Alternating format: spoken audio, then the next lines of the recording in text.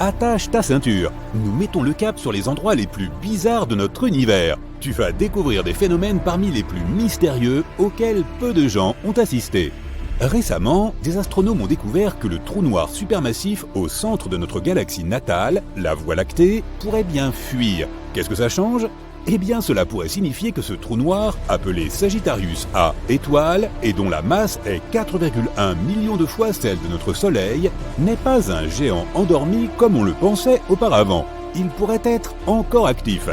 Et la fuite enregistrée par les scientifiques pourrait être le trou qui rote en avalant des nuages de gaz. Eh, ça arrive même aux meilleurs d'entre nous. Au cours de leurs recherches, l'équipe d'astronomes a eu recours au télescope spatial Hubble. Il les a aidés à repérer un jet semblable à la flamme d'un chalumeau. Il se détachait des nuages d'hydrogène au centre de notre galaxie. Ce jet semblait cracher du gaz comme un tuyau qui arroserait un tas de sable. Cela se produit souvent autour d'autres trous noirs actifs, entourés par toute la matière qu'attire leur immense attraction gravitationnelle. Une partie de ces matériaux est attirée dans le trou noir, mais une petite partie est rejetée vers l'extérieur par de puissants champs magnétiques. Les recherches suggèrent que lorsqu'un nuage de gaz gigantesque s'approche trop près de notre trou noir supermassif, il est avalé, et le trou éructe alors de petits jets de matière. Les bulles de Fermi pourraient être le résultat des éructations qui se sont produites il y a environ 2 à 4 millions d'années. Mais récemment, les scientifiques ont découvert une autre bulle géante de gaz chaud. Elle est alignée avec le jet qui s'étend sur plus de 35 années-lumière à partir de notre trou noir supermassif. Les astronomes soupçonnent que ce jet aurait pu s'enfoncer dans cette bulle de gaz et la faire croître. Maintenant, allons visiter d'autres endroits à couper le souffle de notre univers. Mais faites très attention, certains d'entre eux sont extrêmement dangereux. Comme cette étoile à neutrons surnommée Pulsar de la Veuve Noire. Tout comme l'arachnide du même nom, il grignote son partenaire, une étoile naine brune plutôt légère. Plus ce pulsar consomme de matière, plus il tourne lentement. L'énergie que l'étoile à neutrons perd dans le processus fait que son compagnon stellaire s'étiole. Si elles existent, les pattes nucléaires sont le matériau le plus solide de tout l'univers. Formée à partir des restes d'étoiles éteintes, cette substance est comprimée pour former des enchevêtrements de matière ressemblant à des spaghettis. Elle peut se casser, mais seulement si tu y appliques 10 milliards de fois la pression nécessaire pour briser l'acier. Que dirais-tu de visiter une planète où il pleut du verre ?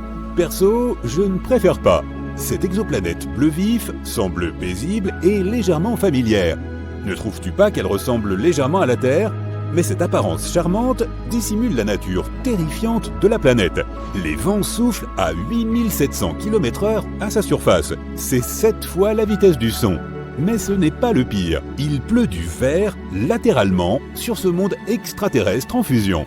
Les tsunamis solaires sont un phénomène cosmique surnommé événement de terminaison. Ces tsunamis se produisent à l'équateur du Soleil. Des collisions cataclysmiques de champs magnétiques semblent provoquer de gigantesques tsunamis jumeaux de plasma. Ces tsunamis déchirent la surface de l'étoile, se déplaçant à une vitesse de 300 mètres par seconde. Ils peuvent durer des semaines d'affilée et se produisent toutes les décennies environ. Regarde ce corps spatial. Son surnom est l'Hyperion électrique. Ce satellite de Saturne est l'une des lunes au look le plus bizarre du système solaire. Mais son apparence n'est pas la chose la plus étrange. Cette roche, semblable à de la pierre ponce et constellée d'innombrables cratères, est aussi chargée d'électricité statique et elle se répand dans l'espace. Regarde ça, une planète errante avec des aurores. Perdues dans l'espace et dérivant à travers les galaxies, les planètes errantes ont autrefois été projetées loin de leur étoile mère. Mais l'une d'entre elles, à 200 années-lumière de la Terre, est différente des autres. C'est un objet de la taille d'une planète, mais avec un champ magnétique 200 fois plus puissant que celui de Jupiter. Ce champ est si puissant qu'il génère des aurores scintillantes dans l'atmosphère de la planète. Reste loin des trous noirs. Est-il nécessaire de le rappeler ? Oui, ils font partie des objets les plus périlleux de l'univers. Mais qu'en est-il des mini-trous noirs ? Contrairement à leurs frères et sœurs massifs, les hypothétiques mini-trous noirs pourraient être vraiment minuscules, pas plus gros qu'un atome. Mais même ainsi, un seul de ces objets minuscules aurait la masse d'1 millier de voitures. Une théorie prétend que des tonnes de micro-trous noirs auraient pu être créés juste après le Big Bang et le début de l'univers. Certains scientifiques vont même jusqu'à affirmer que quelques mini-trous noirs traversent notre planète chaque jour. Ah, je parie que tu vas aimer notre prochain arrêt, une planète de glace brûlante. La lointaine exoplanète Gliese 436b, d'une taille comparable à celle de Neptune, est un paradoxe. Elle est faite de glace chaude. La planète effectue une orbite complète autour de la naine rouge Gliese 436 en seulement 2 jours. Cela signifie qu'elle voyage remarquablement près de son étoile mère. C'est peut-être la raison pour laquelle les températures de la planète descendent rarement en dessous de 430 degrés Celsius. Mais la chose la plus étrange, la planète abrite d'énormes volumes de glace d'eau, connus sous le nom de glace X, qui restent solides malgré les températures étouffantes. Si tu aimes les bijoux, ce prochain monde est fait pour toi, une planète de diamants. À environ 4000 années-lumière de la Terre, il existe une planète qui pourrait bien être qu'un énorme diamant. La planète est plus dense que toutes les autres découvertes jusqu'à présent et se compose principalement de carbone. Elle est si dense que les astronomes pensent que ce carbone pourrait être cristallin, et cela pourrait signifier qu'au moins une partie de la planète est faite de diamants. Des lunes en orbite autour d'autres lunes pourraient bien exister, ou pas. Les astronomes ne sont pas encore d'accord sur ce point. Les planètes orbitent autour des étoiles et les lunes orbitent autour des planètes. Mais alors, pourquoi ne peut-il pas y avoir des lunes de lune, également connues sous le nom de sous-satellites, sous-lunes ou lunettes ? Les chercheurs affirment que les sous-lunes pourraient bien exister. Mais la lune haute doit être suffisamment massive, la sous-lune suffisamment petite, et il doit y avoir une vaste distance entre ces lunes et la planète haute. Maintenant, nous t'emmenons dans la galaxie des fossiles cosmiques. DGSAT-1 est aussi grande que la Voie lactée, mais elle semble presque invisible car ses étoiles sont réparties de façon incroyablement éparse. Mais ce qui rend cette galaxie unique, c'est qu'elle trône absolument seule, contrairement aux autres galaxies de ce type. Celle-ci se trouve généralement dans des amas galactiques. Cela pourrait signifier que DGSAT-1 s'est formé à une époque différente, probablement 1 milliard d'années à peine après le Big Bang. Et si c'était vrai, cette galaxie serait un véritable fossile cosmique.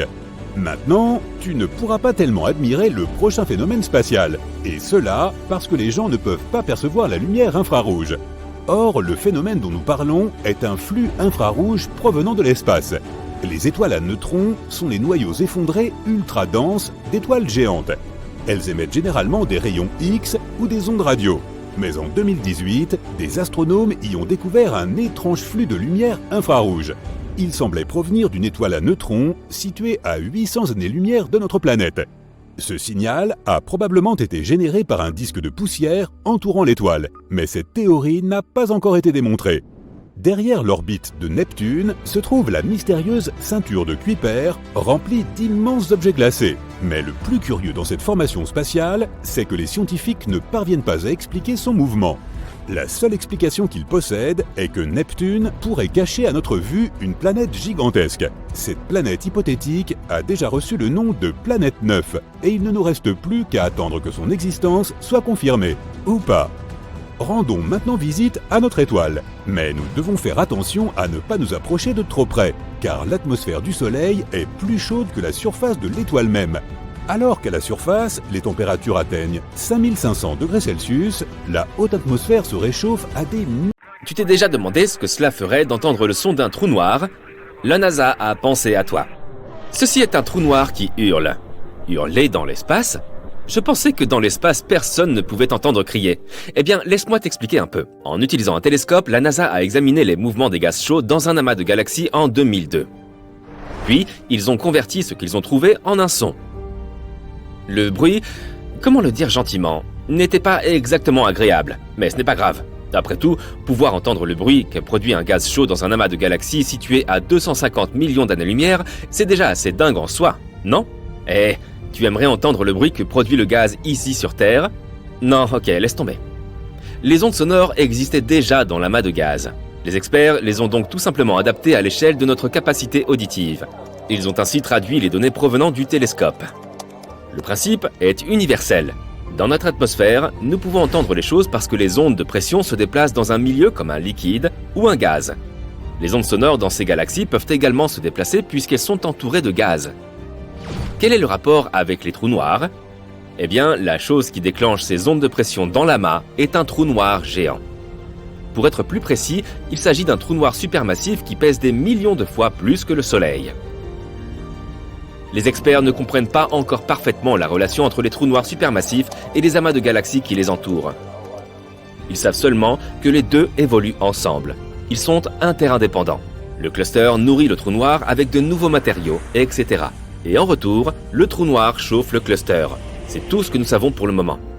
Je me suis alors demandé quelle était la taille des plus gros trous noirs. Il existe 4 types de trous noirs: stellaires, intermédiaires, supermassifs et miniatures. Naturellement, les plus grands entrent dans la catégorie des supermassifs. Le plus grand trou noir de l'univers que nous avons découvert jusqu'à présent est d'environ 66 milliards de fois plus grand que le Soleil. C'est l'un des objets les plus brillants de l'univers. Les astronomes continuent de scruter l'espace et de trouver de nouveaux trous noirs. Mais est-ce que tu t'es déjà demandé quand le premier trou noir a été repéré ? Il a été découvert par plusieurs chercheurs simultanément en 1971. Les scientifiques ont d'abord établi que ces objets étaient formés à partir des restes d'étoiles massives. Après l'apparition d'un trou noir, celui-ci avalait tous les objets alentour. Voici un bref résumé du fonctionnement de ces objets spatiaux. Leur force gravitationnelle est très élevée. Rien ne peut s'échapper d'un trou noir après avoir traversé l'horizon des événements. Les trous noirs mangent tout. Et exactement comme moi en fait. Je veux dire, même la lumière est piégée à l'intérieur. Ce qui est encore plus cool, effrayant, c'est que les lois du temps et de l'espace y sont déformées. Si tu tombais dans un trou noir, tu te rendrais compte que le temps y ralentit. Einstein l'explique dans sa célèbre théorie de la relativité générale. En termes très simples, le temps est affecté par la vitesse à laquelle tu te déplaces à des vitesses extrêmes. La NASA a découvert un trou noir en pleine expansion. Mais n'aie pas peur, le monde n'est pas en danger. Ce trou noir était sous les yeux des astronomes depuis le début. Il se trouve dans une région du ciel parfaitement observée et connue. Les astronomes affirment que ce trou s'est formé 750 millions d'années après le Big Bang. Tu sais, la naissance de notre univers. Alors, pourquoi les trous noirs sont-ils si brillants ?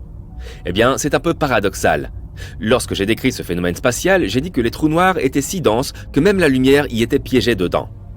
Mais si on demande à n'importe quel astrophysicien, il confirmera que les trous noirs figurent parmi les objets les plus brillants de l'espace. C'est parce que les trous noirs n'existent pas tout seuls. Ils se trouvent au centre des galaxies et sont généralement entourés de nuages de gaz chaud. Et ce sont ces nuages qui créent ces auras cosmiques autour des trous noirs. Je dois cependant préciser que l'on ne peut pas voir directement un trou noir. Ce que l'on voit, ce sont en fait les effets qu'il produit sur son environnement. Par exemple, on peut voir des objets spatiaux être déchiquetés par un trou noir. Tu te souviens qu'en 2019, l'image de la silhouette d'un trou noir a été dévoilée au public pour la toute première fois ? C'est bien une preuve, les amis. Tu ne verrais pas vraiment le trou noir s'il n'y avait pas d'anneau orange. Pourquoi l'anneau est-il orange et non vert ou violet ? Le cercle sombre à l'intérieur est l'ombre du trou noir. L'orange vif de l'anneau brillant sur l'image n'est pas la vraie teinte du gaz. Cela me brise le cœur de te dire ça, mais il le faut. Il s'agit d'une représentation choisie par les chercheurs pour dépeindre la luminosité des émissions. Un scientifique a expliqué que le jaune est l'émission la plus intense, le rouge est moins intense et le noir a peu ou pas d'émission du tout. Dans le domaine optique, cet anneau semblerait probablement blanc, peut-être teinté de bleu ou de rouge. Bon, la spaghettification est un vrai mot. C'est une capacité étonnante qu'ont les trous noirs. Si une girafe tombait dans un trou noir, elle s'étirerait en un long spaghetti. On parle donc aussi d'effet de nouille. Sur Terre, les jambes d'une girafe sont plus proches du centre de la Terre. Elles sont donc plus puissamment attirées par la surface que la tête de l'animal. Cette règle joue en faveur de l'animal sur Terre, mais jouerait en sa défaveur à l'intérieur d'un trou noir. Dans un trou noir, il y a une gravité extrême. Plus les pattes de la girafe se rapprochent du centre du trou noir, plus la gravité les étire. Et plus la gravité se rapproche du centre, plus ses pattes bougent rapidement. Mais la partie supérieure du corps de la girafe étant plus éloignée, elle ne se rapprocherait pas du centre aussi vite que ses pattes. Et voilà la spaghettification. Je pourrais avoir des boulettes de viande avec, non ? La seule différence entre un trou noir et notre Soleil est que le centre du trou est constitué d'un matériau super dense. Cela fournit au trou noir un puissant champ gravitationnel qui peut tout piéger, y compris la lumière. C'est pourquoi nous ne voyons pas les trous noirs. Savais-tu que théoriquement, on peut transformer n'importe quoi en trou noir ?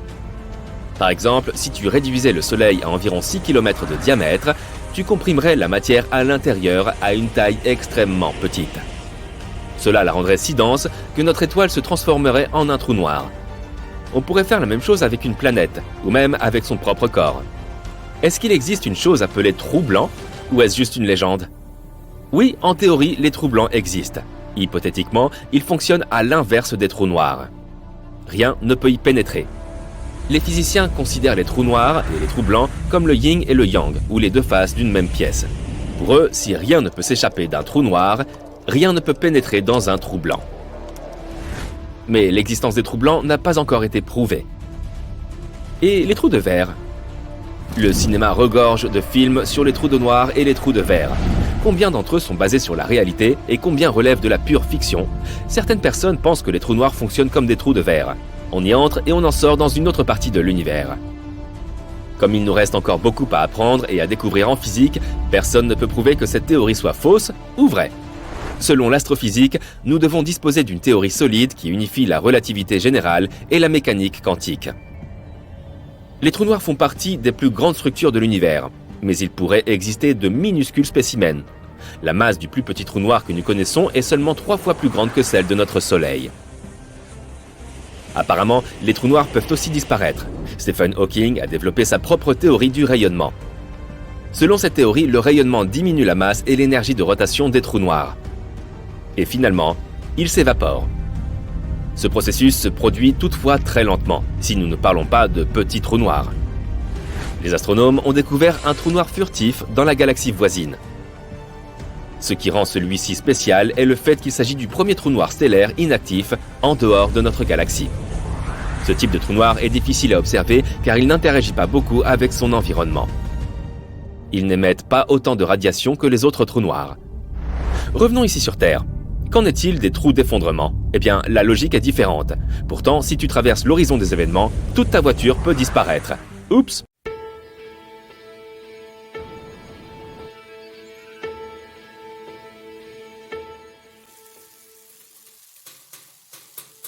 Les trous noirs sont comme des omnivores. Ils mangent tout ce qui se trouve sur leur chemin si cela s'approche suffisamment, y compris les planètes, les étoiles, les nuages de gaz ou certains voyageurs intergalactiques très malchanceux. Non qu'ils aient particulièrement faim et s'en prennent aux objets spatiaux. Ils avalent simplement tout ce qui passe à proximité. Ils étirent les corps spatiaux géants jusqu'à ce qu'ils soient fins comme des spaghettis et les déchirent atome par atome. Un trou noir est une énorme quantité de matière qui se trouve dans un tout petit paquet. C'est comme si tu comprimais une étoile 10 fois plus grande et plus massive que le Soleil dans une petite zone ayant le diamètre de la ville de New York. Tu obtiens un puits extrêmement massif, compact et dense, avec une gravité si forte que même la lumière ne peut s'en échapper. Pas même un autre trou noir. Ils n'ont pas de point fixe dans l'espace. Les étoiles, planètes, astéroïdes, comètes, trous noirs et tout ce qui se trouve dans l'univers est en mouvement constant. C'est pourquoi les choses deviennent si chaotiques de temps en temps. Au cœur d'une galaxie, des chercheurs ont découvert un trou noir géant en train d'être mangé par un trou noir encore plus grand. Un trou noir peut devenir extrêmement gros. Au centre de la plupart des galaxies géantes se trouvent des trous noirs qui peuvent atteindre des millions ou des milliards de fois la masse de notre Soleil. L'une des façons de devenir aussi gros est d'avaler d'autres trous noirs de son espèce. Un trou noir qui fusionne avec un autre trou noir est l'une des choses les plus énergiques et les plus puissantes de l'univers. Il y a 1,3 milliard d'années, 2 trous noirs tournent l'un autour de l'autre. Le plus grand tire le plus petit vers l'intérieur, et maintenant ils sont emprisonnés ensemble dans une spirale. Avec le temps, cette orbite commence à se désintégrer, mais très très lentement. Ces 2 trous noirs se rapprochent constamment l'un de l'autre. À mesure qu'ils se rapprochent, les disques de poussière et de gaz en orbite qui les entourent se mélangent et créent un tourbillon intense, qui s'étend et monte assez haut au-dessus du centre de ce disque. À un moment donné, ils finissent par fusionner en un seul très grand trou noir supermassif. Pendant qu'ils fusionnent, ils émettent des ondes gravitationnelles. Ces ondes nous en disent beaucoup sur les trous noirs, mais elles ne peuvent pas révéler leur position précise. Les scientifiques ont donc besoin d'un signal électromagnétique qui permette de trouver l'emplacement du trou noir, comme des ondes radio, des rayons X ou un flash de lumière. Nous ne pouvons pas voir les trous noirs. mais nous pouvons détecter leur effet sur les objets spatiaux qui les entourent. Lorsqu'un trou noir traverse un nuage de matière, sa forte gravité attire la matière vers l'intérieur. Si une étoile ou une planète s'approche suffisamment, la même chose se produira. La matière attirée s'accélère alors, ce qui signifie qu'elle commence à se déplacer très rapidement et elle se réchauffe. Le trou noir commence alors à émettre des rayons X qui se diffusent dans la zone qui l'entoure. L'énergie des rayons X affecte le voisinage et peut, par exemple, stimuler la croissance de nouvelles étoiles. Et enfin, boum, ils entrent en collision. C'est une explosion massive d'énergie, l'un des plus grands bangs depuis le Big Bang. En moins d'une seconde, cette collision a émis plus d'énergie que toutes les étoiles de l'univers visible réunies au même moment. Les trous noirs peuvent donc devenir énormes, mais pas toujours. Les trous noirs de masse stellaire ont une masse similaire à celle du Soleil et ils peuvent être très petits. Celui que les scientifiques ont découvert en 2019 est situé à 10 000 années-lumière de nous et ne fait que 19 km de diamètre. Ils ont une réputation de destructeurs, mais ils ne sont qu'une autre source de force gravitationnelle, comme les étoiles. Cela signifie qu'il est possible pour un corps spatial d'être en orbite autour d'eux, s'il se déplace assez vite bien sûr. Mettons qu'il existe un trou noir ayant la même masse que le Soleil. La vitesse à laquelle un corps spatial devrait se déplacer est la même que celle nécessaire pour tourner autour de notre Soleil, si la distance est la même. Ça, c'est la théorie. En pratique, les planètes n'orbitent pas vraiment autour des trous noirs, car ceux qui ont une masse similaire à celle de notre étoile mère sont pour la plupart les restes d'étoiles géantes qui n'avaient plus de combustible nucléaire et ont fini par exploser. C'est ainsi que les trous noirs sont créés en premier lieu, et il y a de fortes chances qu'aucune des planètes voisines n'y survive. Mais il y a 30 ans, les scientifiques ont découvert les premières planètes au-delà de notre système solaire. Ces planètes ont été trouvées en orbite autour d'un pulsar, qui est aussi une sorte de vestige de supernova. Nous ne savons pas comment elles ont survécu à l'explosion de leur étoile mère. Il est possible qu'elles aient été créées après l'explosion à partir des débris qui se sont formés. Les scientifiques ont même une théorie selon laquelle les trous noirs sont peut-être des trous de verre, soit des sortes de tunnels vers d'autres galaxies. Cela signifie qu'ils ne détruiraient pas les objets qu'ils avalent, mais les enverraient quelque part. La théorie affirme que l'objet qui entre et sort de l'autre côté quitte le tunnel par quelque chose d'opposé au trou noir, un trou blanc. Il pourrait ressembler à son alter ego, donc être en rotation et de masse similaire.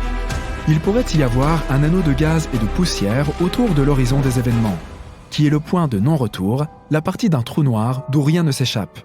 Contrairement à un trou noir, un trou blanc laisse partir la lumière et toute la matière, mais rien de tout cela ne peut entrer à nouveau dans le portail. Il y a environ 50 ans, Stephen Hawking a réalisé que les trous noirs laissaient échapper de l'énergie. Les scientifiques ont alors développé la théorie selon laquelle un trou blanc pouvait naître d'un trou noir. Ils ne savent toujours pas comment le trou noir disparaît, mais dans ce scénario, il deviendrait si petit qu'il ne pourrait plus avoir cette gravité si forte qui lui fait avaler d'autres objets. Il pourrait alors se transformer en un trou blanc. Un tel trou aurait une masse très faible, proche de celle d'un cheveu humain. Il ne serait pas aussi spectaculaire que son ancêtre le trou noir, mais il cacherait encore des mystères en son sein, les informations de tous les objets spatiaux qu'il a avalés auparavant. Il finirait par recracher ces informations et deviendrait si gros qu'il dominerait l'univers. Le comportement des trous blancs, à l'opposé des trous noirs et de toute cette aspiration de la matière vers l'intérieur, pourrait être comparé à l'explosion du Big Bang, où l'univers est en expansion et où de nouveaux objets se forment. Mais même si cela se produit, ce ne sera peut-être possible que dans des milliards d'années. Et il y a un problème. Même si de grands trous blancs se formaient quelque part dans l'espace, ils ne dureraient probablement pas très longtemps. Les objets sortants entreraient en collision avec la matière en orbite, et tout le système s'effondrerait et se transformerait à nouveau en trou noir, puisqu'il se forme aussi après des explosions de supernovas. Les étoiles, astéroïdes, comètes, galaxies et planètes, tous ces objets spatiaux que nous pouvons voir, ne représentent que 5% de l'univers.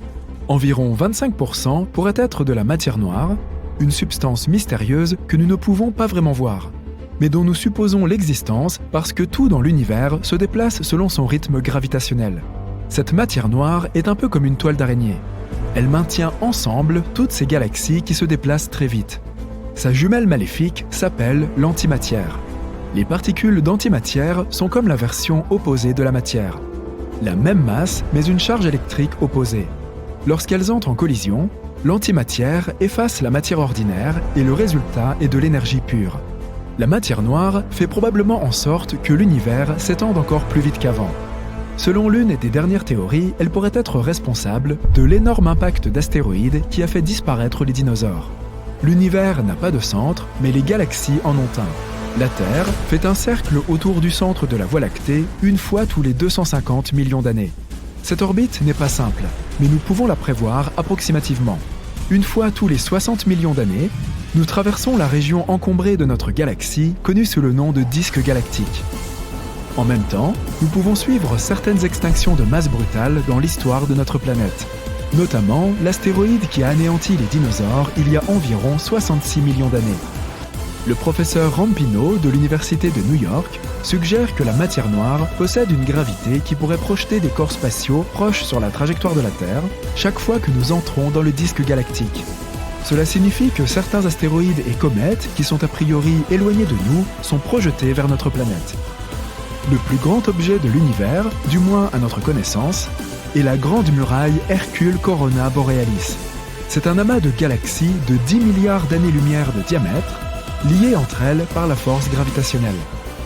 La plus grande galaxie elliptique s'appelle IC1101 et a un diamètre de 4 millions d'années-lumière. La plus petite galaxie que nous ayons découverte jusqu'à présent, SEG2, a un diamètre d'un peu plus de 200 années-lumière. Elle est assez terne et ne compte que 1000 étoiles. À titre de comparaison, notre galaxie compte 100 milliards d'étoiles.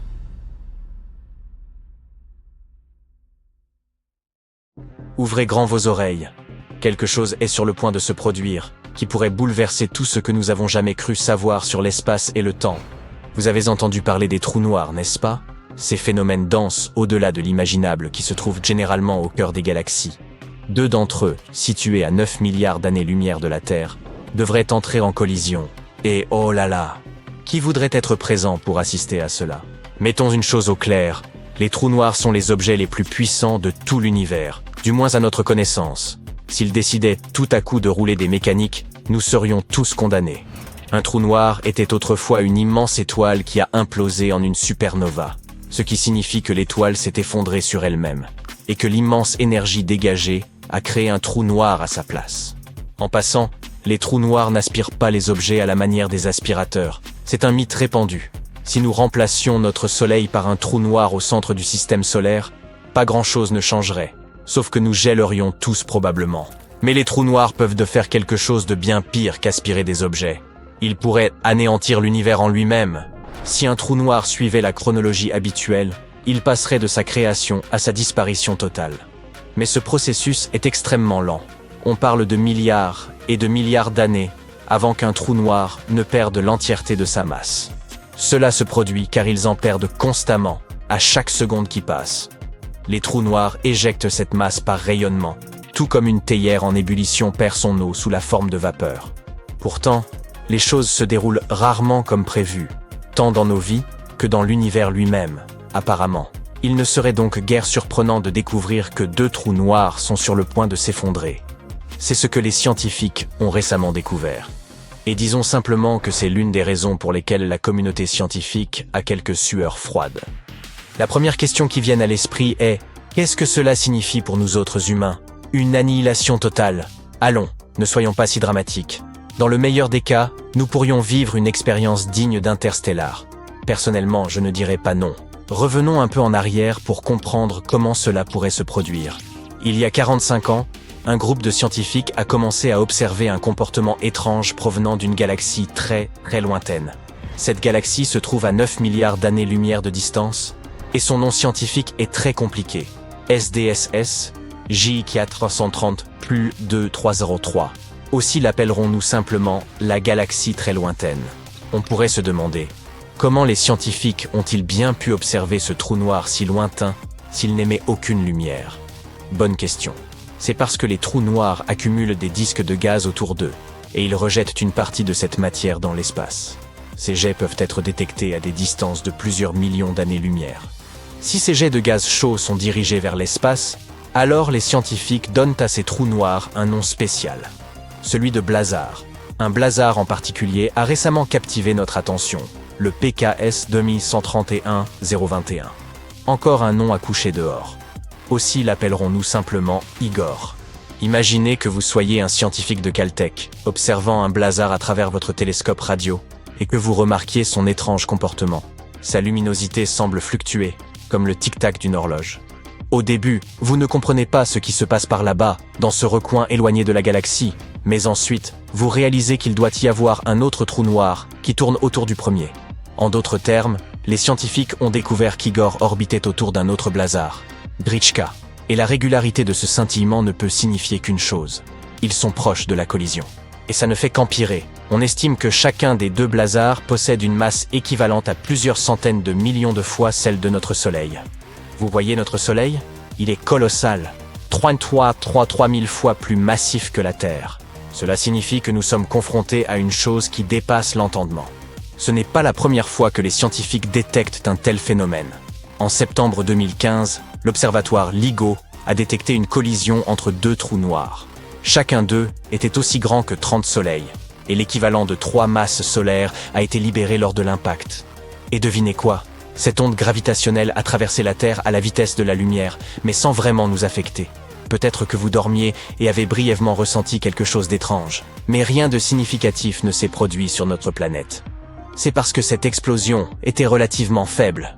La vérité, c'est que la collision prévue entre Igor et Grichka générera des ondes gravitationnelles sans précédent à travers les galaxies, et elles atteindront notre système solaire.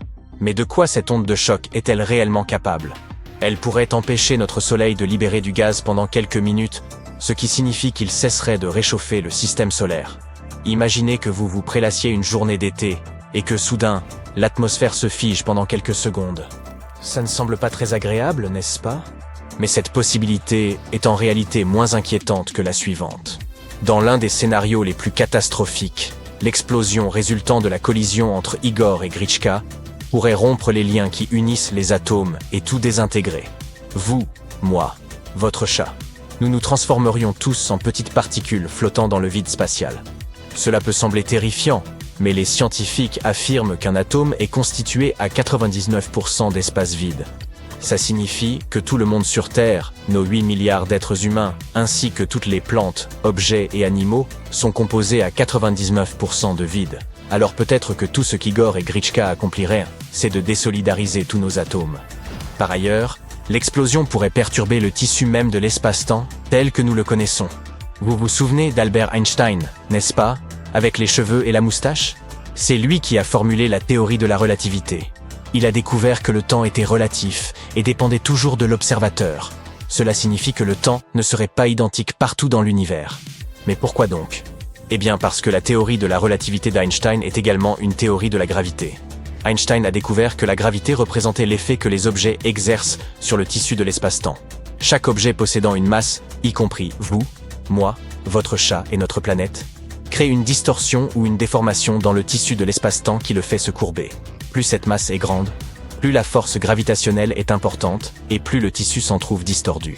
Cela peut sembler compliqué, mais c'est ce qui crée différentes perceptions de l'espace et du temps à travers le cosmos. C'est pourquoi vous vieilliriez différemment sur Terre et sur Jupiter. C'est aussi la raison pour laquelle le temps s'écoule très différemment pour les cosmonautes en longue mission spatiale comparé aux gens restés sur Terre. Une collision entre deux méga-blazars pourrait ainsi perturber notre perception de l'espace et du temps, en raison de l'immense force de ces ondes de choc gravitationnel. Sans parler du fait que les trous noirs représentent déjà une distorsion considérable dans le tissu de l'espace-temps. Vous vous souvenez de cette scène dans Interstellar, n'est-ce pas? Où le personnage principal plie le continuum espace-temps au moyen d'un trou noir. Ne tentez pas cela chez vous, cependant. Pour autant que nous sachions, quiconque déciderait d'entrer dans un trou noir n'aurait aucune garantie de pouvoir un jour rentrer chez lui. Les scientifiques estiment que cette explosion de blazar se produira dans environ 1000 ans. Mais attendez une minute. S'il se trouve à 9 milliards d'années-lumière de la Terre, cela signifie que ces deux trous noirs auraient déjà dû entrer en collision bien avant la naissance de notre système solaire et de notre planète. Voyez-vous, le système solaire est né il y a environ 4 milliards d'années. Et comme il nous faut 9 milliards d'années pour recevoir la lumière émise par les blazars en premier lieu, cela veut dire que la collision des deux blazars s'est déjà produite et que ses effets atteindront la Terre dans 1000 ans. Cela signifie que les ondes de choc traversent déjà les galaxies en ce moment même. Mais pour autant, ce n'est même pas une chose à laquelle vos arrière-petits-enfants pourront assister. Si, d'une manière ou d'une autre, vous tombiez dans un trou noir, cela pourrait altérer votre futur et effacer votre passé, du moins en théorie. Commençons par le monde réel dans lequel nous vivons. Ici, sur Terre, votre passé peut clairement définir votre avenir. Mais imaginez que vous ne vous trouviez pas sur Terre, mais quelque part aux confins de l'univers, et que vous tombiez sur un certain type de trou noir, celui qu'un mathématicien de l'université de Berkeley a découvert. Pour ne pas le confondre avec un trou noir lambda, appelons-le donc, que diriez-vous de trou noir bénin? Voici pourquoi vous avez besoin d'un trou noir spécifique. Il est en fait très peu probable que vous surviviez à un trou noir ordinaire. Mais selon certains calculs effectués par Peter Hintz, un post-doctorant de l'université de Berkeley, ce type spécifique de trou noir pourrait se dilater à un rythme accéléré. C'est ce qui permettrait la survie à la transition de notre monde déterministe à un trou noir, qui lui, ne l'est pas.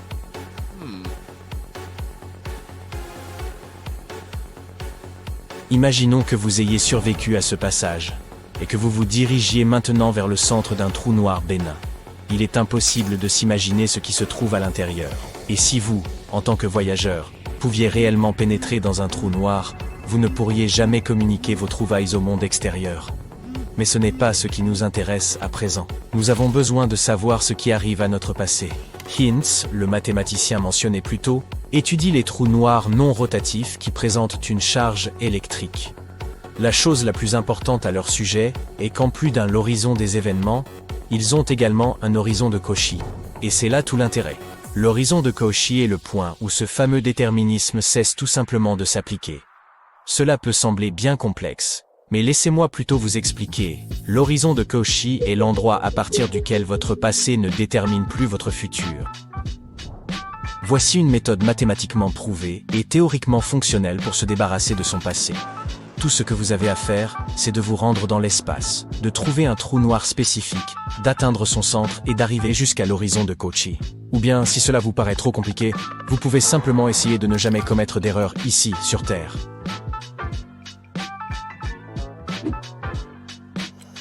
Et oui, des idées comme « votre passé est annulé ». Vous avez un nombre infini d'options pour influencer votre avenir. Et tout le tout-team semblent aussi irréalistes qu'elles sont attrayantes. Imaginez par exemple que personne n'apprenne jamais que vous avez échoué à obtenir votre diplôme, mais qu'à partir de maintenant, vous ayez l'opportunité de faire tout ce que vous voulez. Mais ce n'est qu'en théorie. En réalité, une fois que vous entrez dans un trou noir, mais pas celui dont nous avons parlé plus tôt, vous risquez simplement de disparaître une fois pour toutes. Mais ne vous attristez pas, on parle seulement de votre forme physique actuelle. C'est un peu plus pointu qu'il n'y paraît. Il existe en fait un curieux principe de la mécanique quantique qui peut être expliqué de manière simple. Pour commencer, imaginez que vous ne soyez pas un être humain, mais simplement constitué d'informations. Vous avez vos expériences propres, vos pensées et votre passé. Tout cela représente l'information que vous êtes. Maintenant, simplifions encore plus. Imaginez une clé USB ou un livre. Ces deux choses contiennent de l'information. Si vous cassez une clé USB qui contient de la musique et des films, elle n'existera plus sous sa forme physique, mais l'information qu'elle contenait ne cessera jamais d'exister. Il en va de même pour le livre. Si vous le brûlez, l'information qu'il contient ne brûle pas. Elle continue d'exister, mais sous une autre forme. Ainsi, cette théorie amusante prétend que même si quelqu'un franchit l'horizon des événements, qui est le point de non-retour avant d'être spaghettifié, il ne cesse pas pour autant d'exister. En termes simples, ces voyageurs cosmiques existeront toujours, mais sous la forme d'informations. Revenons maintenant aux trous noirs. Selon Stephen Hawking, les trous noirs émettent des radiations. Ces radiations les font rétrécir, et avec le temps, je veux dire, beaucoup de temps, un trou noir peut diminuer à tel point qu'il finit par disparaître. Alors, que se passe-t-il pour l'astronaute qui s'est retrouvé piégé dans un trou noir s'il disparaît? Non. Il ne sera pas recraché du trou noir pour retourner à son état d'origine. Il en sera toujours éjecté cependant, mais sous forme de rayonnement de Hawking. Mais tout cela n'est que théorique.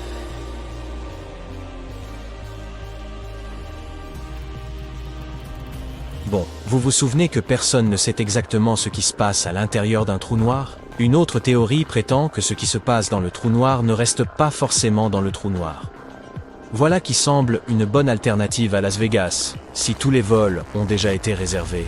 Certains scientifiques pensent que les trous noirs pourraient agir comme des portails à remonter le temps. Selon cette théorie, il y aurait un trou blanc à la sortie d'un trou noir. Si vous y parveniez, vous pourriez défaire des choses. Vous avez cassé le vase préféré de votre mère, par exemple, sautez dans le trou blanc et il sera remis à neuf. Vous avez cuisiné une omelette et pressé un jus d'orange frais, mais vous avez perdu tout appétit? Ce n'est pas un problème si vous cuisinez à l'intérieur d'un trou blanc. Voilà. Les œufs sont intacts, les oranges sont de nouveau entières et juteuses. Plus de gaspillage alimentaire. L'idée de remonter le temps est alléchante. J'imagine donc qu'un trou noir pourrait nous être bien utile. Mais si un trou noir était fabriqué dans un laboratoire, il pourrait dévorer ses environs jusqu'à devenir suffisamment grand pour consommer toute la planète. D'abord, il se régalerait du grand collisionneur de Hadrons, lequel serait éventuellement en mesure de créer quelque chose de comparable à un trou noir ici sur Terre. Ensuite, Genève, où se trouve le grand collisionneur de Hadron, puis la Suisse tout entière, puis l'Europe. À ce stade, la Terre aurait déjà quasiment disparu. Heureusement, si un trou noir apparaissait, il serait si petit qu'il ne pourrait rien faire de tel. Les trous noirs produisent en fait beaucoup d'énergie et la libèrent le plus souvent sous forme de chaleur. Cela signifie qu'ils disparaîtront lorsqu'ils arriveront à court de combustible. Même si un trou noir microscopique stable était créé, il grandirait si lentement que rien ne nous arriverait. En supposant qu'il survive suffisamment longtemps pour absorber les minuscules particules autour de lui, un trou noir de cette taille mettrait des siècles à atteindre un point à peine quelques scramps, et nous ne serions plus là depuis longtemps. Mais un trou noir sur Terre pourrait être une très bonne chose. Même le plus petit pourrait dégager suffisamment d'énergie pour alimenter toute l'humanité.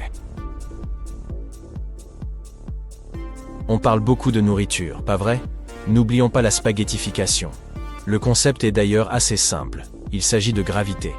Imaginez que vous jouiez avec du chewing-gum. Avec votre force, vous pouvez facilement l'étirer pour obtenir une longue et fine bande au lieu d'une simple boule. Il en va de même pour vous. La force d'un trou noir suffit à vous étirer, comme si vous n'étiez qu'un morceau de chewing-gum.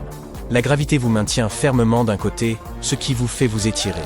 Vous vous demandez sûrement, comment se fait-il que vous ne soyez pas spaghettifié sur Terre s'il y a aussi une gravité élémentaire? Elle est tout simplement trop faible pour avoir un tel effet sur vous. Si vous demandiez à un papillon d'étirer du chewing-gum, pourrait-il y parvenir? Il y a peu de chance, leurs petites pattes sont tout simplement trop frêles. De même ici. La Terre est simplement trop insignifiante en comparaison d'un trou noir. Donc, si vous vous demandiez si vous pourrez un jour dépasser 1,90 m, cela pourrait ne jamais se produire sur Terre. Mais une fois dans un trou noir, vous pourrez grandir bien au-delà. Vous ne resterez pas au top de votre forme bien longtemps, néanmoins. Si vous étirez du chewing-gum, à un moment donné, il se déchire tout simplement. Il en ira de même avec vous, à cause de la spaghettification.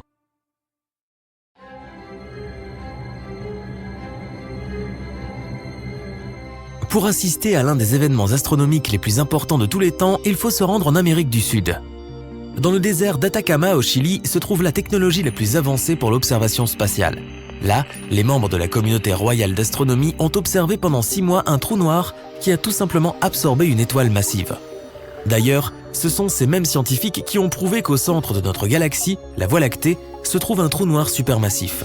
Et ils en ont même pris une photo. Pour la première fois de l'histoire, cet événement incroyable s'est produit très près de la Terre. Il faut dire que la distance de 215 millions d'années-lumière est considérée comme assez proche en termes d'astronomie.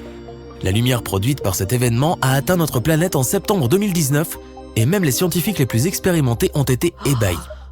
Imagine une étoile de la taille de notre Soleil, d'environ 1 390 000 km de large. De telles étoiles ont une masse suffisante pour créer un champ gravitationnel puissant, maintenant de nombreuses planètes dans leur orbite. Et maintenant, plaçons un trou noir géant à côté. Le trou est absolument noir, en forme de disque, et pèse 1 milliard de fois plus que cette étoile. La force de son champ gravitationnel est incroyable. Rien ne peut quitter sa force gravitationnelle. Même les objets qui peuvent se déplacer à la vitesse de la lumière tomberont dans ce noir abîme. La lumière elle-même ne peut pas échapper à ses limites. Dès qu'une étoile entre dans le champ gravitationnel d'un trou noir, elle n'a plus aucune chance. Au début, elle essaie de résister à l'attraction du trou noir, mais les couches extérieures de l'étoile commencent à s'étirer vers lui, comme des spaghettis. Cela est dû à une puissante force d'attraction. Si tu avais la possibilité d'étendre ta main vers le trou noir, tu verrais tes doigts commencer à s'étirer et à s'allonger. Cela est dû au fait que la force d'attraction augmente à chaque centimètre. Par conséquent, elle agirait plus fortement sur tes doigts que sur ton bras. C'est pourquoi ce processus d'attraction d'objets dans un trou noir est appelé spaghettification. La première chose à être aspirée dans le trou noir est la couronne de l'étoile, c'est-à-dire son enveloppe extérieure qui est constituée de plasma chaud. Tu pourras remarquer que l'étoile commence à rétrécir. C'est parce que ce plasma constitue la majeure partie de l'étoile. Lorsque ce spaghetti de plasma chaud atteint le trou noir, il peut sembler rester sur le bord du disque et continuer à orbiter autour du trou noir. Mais en fait, il n'est plus possible de revenir en arrière. Les particules de l'étoile ont déjà atteint l'horizon des événements du trou noir. Le champ gravitationnel d'un trou noir courbe la lumière autour de ses bords, de sorte que l'horizon des événements ressemble un peu à un croissant pour l'observateur. On peut aussi remarquer une sorte de chaos dans cet anneau, comme si certaines particules de lumière se déplaçaient dans une direction et d'autres dans une différente. Cela se produit en raison d'un effet de miroir, mais tu peux être sûr que tout ce qui atteint l'horizon des événements sera tôt ou tard entraîné dans la singularité ou la perle noire du trou noir. Une autre illusion que l'on remarque est que les particules d'étoiles se déplacent plus lentement au niveau de l'horizon des événements. Il se trouve que les objets supermassifs, comme les trous noirs, courbent l'espace-temps autour d'eux. Et plus l'objet est massif, plus le temps s'écoule lentement à proximité de lui. Si tu accrochais une montre à côté d'un trou noir et une autre sur un mur de ton salon, tu verrais que la trotteuse de la première bougerait à peine, alors qu'une journée entière passerait sur Terre. En tant qu'observateur, il nous semble que les particules de lumière ralentissent leur mouvement. Mais en réalité, il se peut qu'elles aient déjà été absorbées par le trou noir depuis longtemps. Aujourd'hui, des flux massifs de plasma chaud et rouge éclaboussent l'espace, tout comme la sauce des spaghettis. Lorsqu'un trou noir a absorbé de la matière stellaire, il émet de puissants rayons d'énergie à une vitesse d'environ 10 000 km par seconde. Cette libération d'énergie est accompagnée d'un flash intense. C'est grâce à ce flash que les scientifiques peuvent détecter le processus en premier lieu. Ce phénomène peut être observé lors de l'explosion d'une supernova. Quand il ne reste plus rien du corps de l'étoile, on peut encore voir de la poussière d'étoiles et d'autres particules au niveau de l'horizon des événements du trou noir. Un peu comme le parmesan saupoudré sur les spaghettis. Ok, on arrête la métaphore. Lorsque le processus de spaghettification est terminé, environ la moitié du poids de l'étoile a été projeté dans l'espace sous forme de poussière et de particules incandescentes. L'autre moitié a été absorbée par le trou noir. Les scientifiques ont observé ce processus pendant près de 6 mois. Mais ce qui serait plus intéressant, c'est de plonger soi-même dans un trou noir. On ne peut pas encore le faire, mais on peut simuler le processus. Voici un petit drone, notre ami métallique, notre boulette de viande en somme. En ce moment, il est à une distance sûre du trou noir, l'équivalent d'environ 3 largeurs de l'horizon des événements. Les objets à cette distance peuvent orbiter autour du trou noir en toute sécurité. Un peu plus près et il sera englouti dans l'obscur infini. Ainsi, notre étoile détruite aurait pu survivre en toute sécurité à cette distance. Les planètes aussi peuvent survivre à cette distance. Et s'il existe une source de lumière et de chaleur appropriée à proximité, la vie peut également exister sur ces planètes. Mais notre but est la singularité, et nous guidons le drone le plus proche de l'horizon des événements. Après quelques minutes, la force d'attraction commence à se renforcer, et le drone se met à s'étirer comme un spaghetto. Quand il commence à tourner autour du disque noir, cela signifie qu'il a atteint l'horizon des événements et qu'il a commencé sa descente dans l'abîme noir. Voyons maintenant tout cela du point de vue du drone. Toute la lumière des étoiles qu'il voit devient bleue. C'est ce qu'on appelle le bleuissement gravitationnel. En tombant dans un trou noir, son champ gravitationnel attire les photons de lumière vers celui-ci, leur donnant de l'énergie. Leurs longueurs d'onde se raccourcissent de sorte que les photons rouges deviennent bleus. Le drone continue de tomber et est déjà complètement caché à nos yeux. Et tout ce que voit le robot, c'est un faisceau bleu fin et lumineux. Maintenant, il est dans l'obscurité totale. Il n'y a absolument rien ici. Même pas de temps. Le temps passe si lentement que tout notre système solaire pourrait vieillir et cesser d'exister pendant 1 minute passée dans un trou noir. Mais notre drone vivra jusqu'à ce que sa batterie soit vide. Le drone voit à nouveau un petit faisceau de lumière. Et il se rapproche de plus en plus. Maintenant, le drone va connaître la même chute, mais en sens inverse.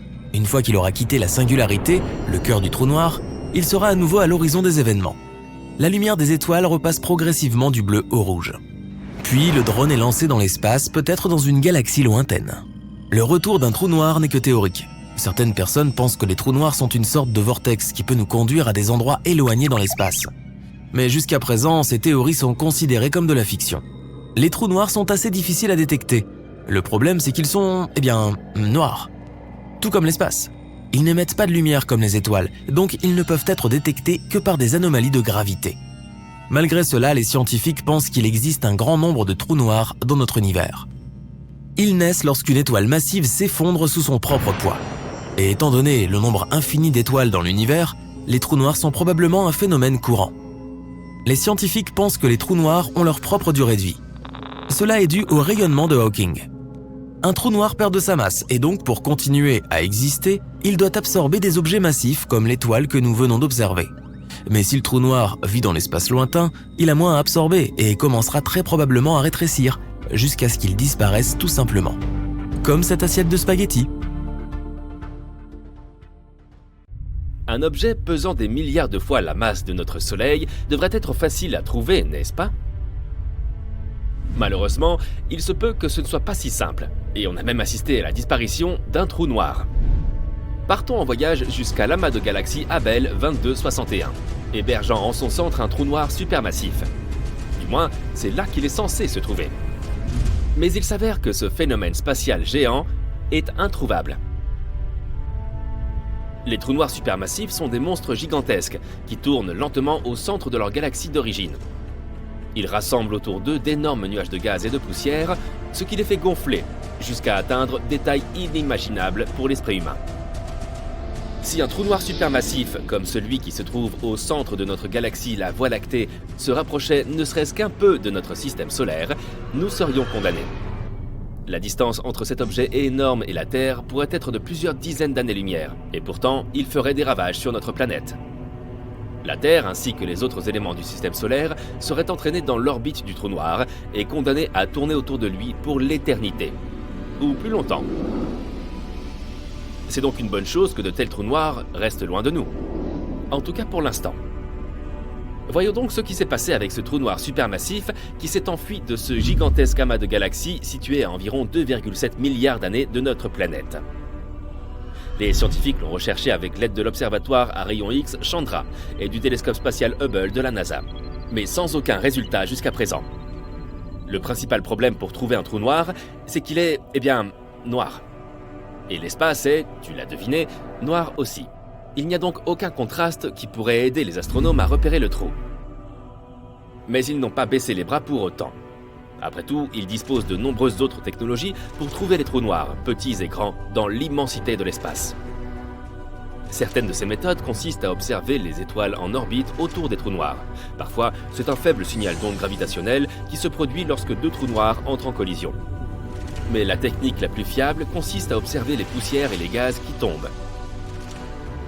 Le fait est que les trous noirs sont des objets spatiaux, dotés d'une gravité démentielle. Les régions de l'espace qui les entourent sont donc généralement un peu chaotiques. Le gaz et la poussière sont entraînés dans l'abîme sans fond, se compriment et s'échauffent. Ce faisant, ils libèrent un flot de rayons X. Les astronomes recherchent donc des sources très brillantes de rayons X dans l'univers. Il y a de fortes chances qu'il s'agisse des derniers soupirs d'amas de matière géants avant qu'ils ne disparaissent dans un trou noir. Alors, pourquoi les scientifiques ne trouvent-ils pas de telles signatures de rayons X laissées par le trou noir d'Abell 2261 ? L'un des aspects les plus mystérieux de sa disparition est que les radiotélescopes ont repéré certains signes de panache massif de matière surchauffée, projetés à un moment donné au cours des 50 derniers millions d'années.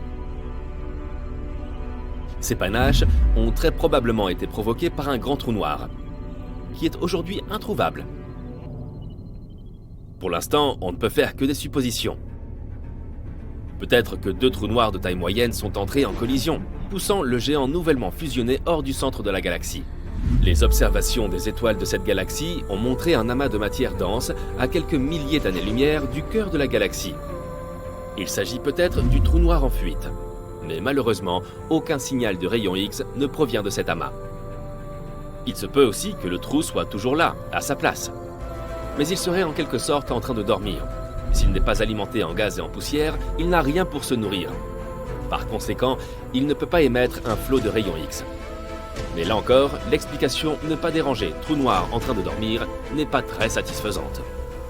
Pourquoi ne reçoit-il pas sa nourriture spatiale ? Que s'est-il passé il y a 50 millions d'années ? Quel est cet amas de matière qui s'éloigne à toute vitesse du centre de la galaxie ? Autant de questions sans réponse pour l'instant.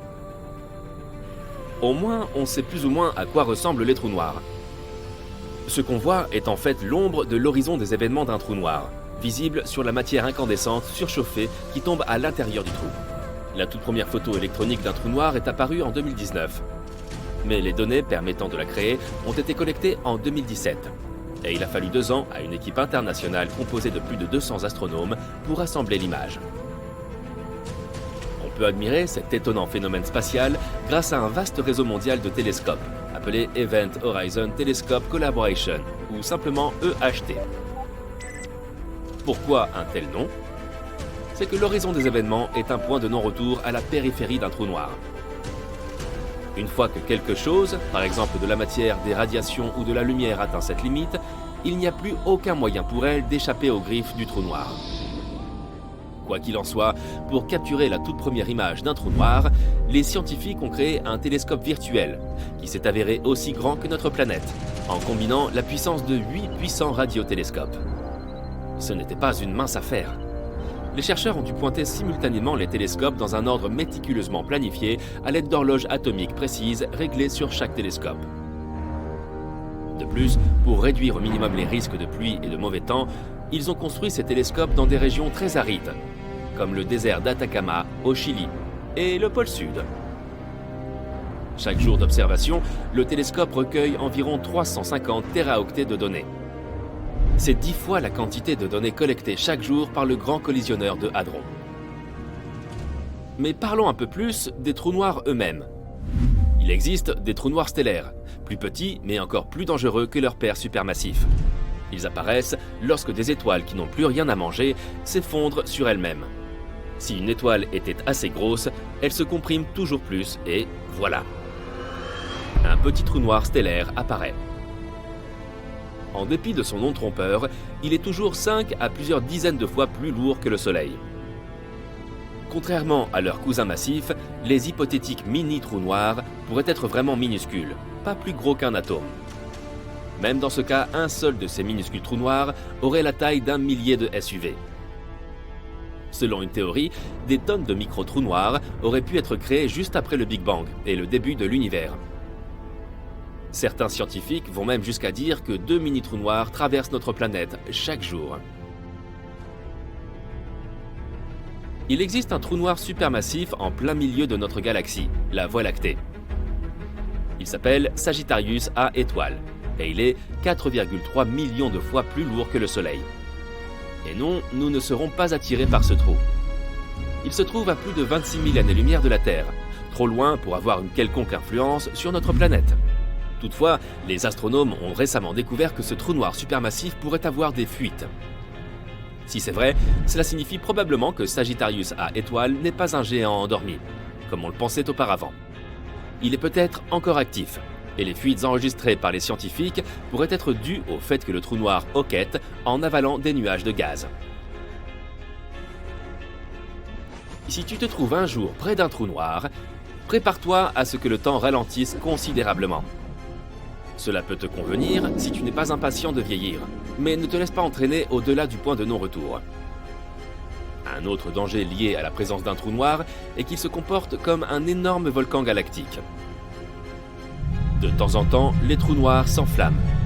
Mais au lieu de cracher de la lave, ils produisent d'énormes quantités d'énergie. Et cela crée des trous béants dans la matière et le gaz environnant. Il y a peu, des scientifiques ont découvert l'un des plus grands cratères de l'univers. Les radiotélescopes et les télescopes à rayons X ont détecté un trou noir supermassif qui a piqué une colère il y a très longtemps. Cela s'est produit dans un amas de galaxies situé à environ 390 millions d'années-lumière de la Terre. Le cratère laissé derrière lui, qui était en fait un trou creusé dans le gaz chaud de l'amas, pourrait contenir 15 fois la Voie lactée.